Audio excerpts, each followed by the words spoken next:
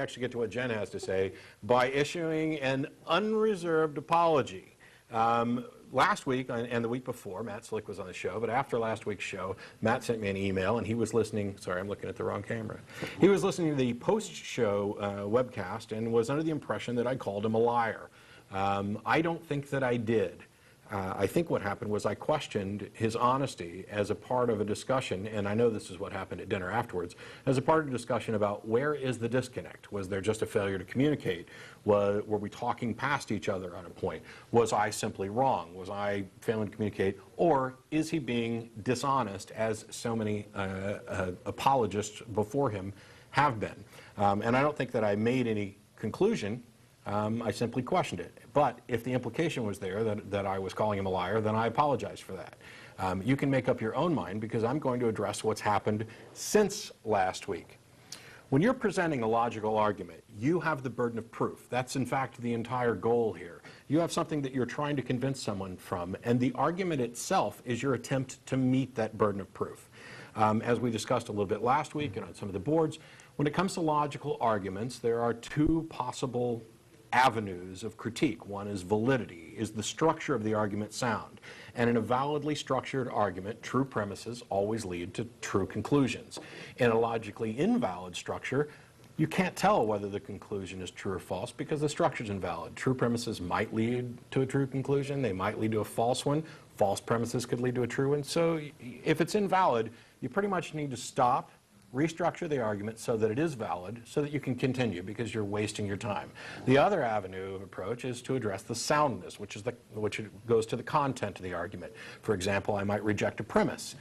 If you're the one who's making the argument and somebody rejects your premise, you then have the burden of proof to demonstrate that your premise is true, to get them to accept it. If they don't, if they're just staunchly, no, there's nothing you can do, I'm just not going to accept your premise, okay, then there's no point in really continuing. I mean, you're either not discussing with someone who's rational, or you are unable to make your case, and there's no point in continuing, which is one of the reasons why I put a stop to the call at the point that I did last week. Last week, I demonstrated both of those with regard to the written version of TAG that was up on Matt Slick's website. Actually, it's carm.org, C-A-R-M.org. It's Christian Apologetics Resource Ministry. I demonstrated a structural invalidity in a particular section that deals with, and the basic structure was logical thoughts are conceptual. They are based on these logical absolutes, and therefore the logical absolutes are conceptual. That is structurally invalid, and to demonstrate this, I used another example, which is I have a concept of an apple, therefore the apple is also conceptual. That demonstrates that there's something wrong there, and it turns out to be a structural invalidity. I also questioned the sound of the argument by objecting to a particular premise, and that premise was that everything is either physical or conceptual. And when and at that point, Mr. Slick had the obligation, the responsibility, in order to defend his argument, to demonstrate the truth of that dichotomy, that physical, conceptual were the only two options in a dichotomy. And in a true dichotomy, it needs to be both exhaustive and exclusive. And in that case, it's exclusive but not exhaustive. In other words, a true dichotomy is physical, not physical. And it's true that conceptual is not physical, but conceptual isn't the only thing in not physical. As a matter of fact, you could point out that the conceptual necessarily is contingent upon the physical, because concepts require minds which are physical. And the only exception to that would be what Slick's trying to do, pardon me, Matt Slick is trying to do later on by claiming that there's some super mind that's not physical, that is therefore responsible for these concepts. But I'll get back to that in just a minute. The premise was rejected, and Mr. Slick failed to meet his obligation to demonstrate that it was a true dichotomy. As a matter of fact, his only response was, can you give me another option? It's either physical or conceptual. Can you give me another option? And my answer was neither, which, by the way, I stand by. It's a completely valid response. And he wasn't happy with that response. He wanted a word. Well, give me a word. Give me a label that goes for that neither. You need to give me an example of that neither.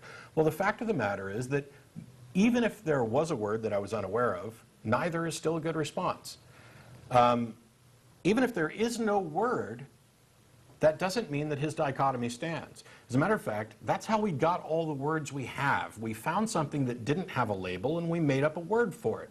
That's the way things work. The fact that somebody is unable to come up with a particular word is not a testament to the truth of your bald assertion. And simply restating it over and over again and then claiming that because somebody couldn't give you a third option that you accepted, that therefore your dichotomy is true, is, let's see, what's that? It's an argument from ignorance, it's arrogant, it's silly. I can't even put enough adjectives on that. The proof of the dichotomy was his. He failed to meet that. So I thought that, you know, all this aside, we'd move on to something else or whatever. Also, at that point, or around that point, is when he started sidetracking. Instead of defending tag, he started, I don't want to say attacking me, but addressing me by saying things like, well, I presume that you're an atheist, so I presume you deny God and that you're a philosophical materialist and a philosophical naturalist. Hello. That's a whole lot of hand-waving you've got going on there, because all of that is irrelevant to your argument. If we have defeated your argument and you're ready to concede, please feel free to do so and we can move on to those other areas. But trying to redirect me towards something that is irrelevant to tag doesn't make tag any more sound. It's unsound and it's invalid, and I showed you why. I didn't declare victory at the end of that for a number of reasons. One is because it's kind of silly. An argument is either valid or invalid, sound or unsound, regardless of our ability to defend or attack it. The argument is what it is. And also, if your goal is to convince someone, then the audience is definitionally the judge for themselves. So it would be pointless for me to sit up here and claim victory.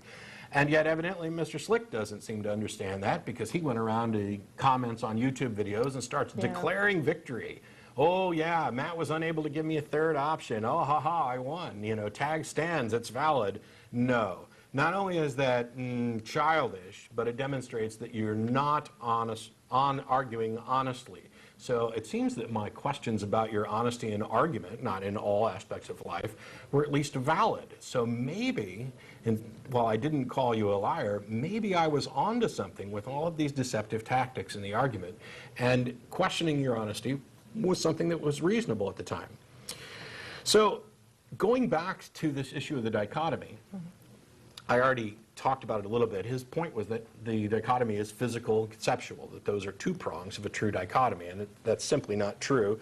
I already talked about how conceptual is contingent upon the physical. The true dichotomy is physical and not physical. For example, most people think that true-false is a true dichotomy.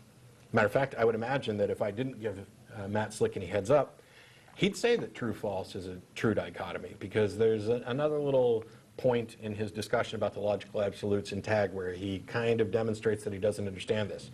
True-false is not a true dichotomy. True and not true. That's the true dichotomy.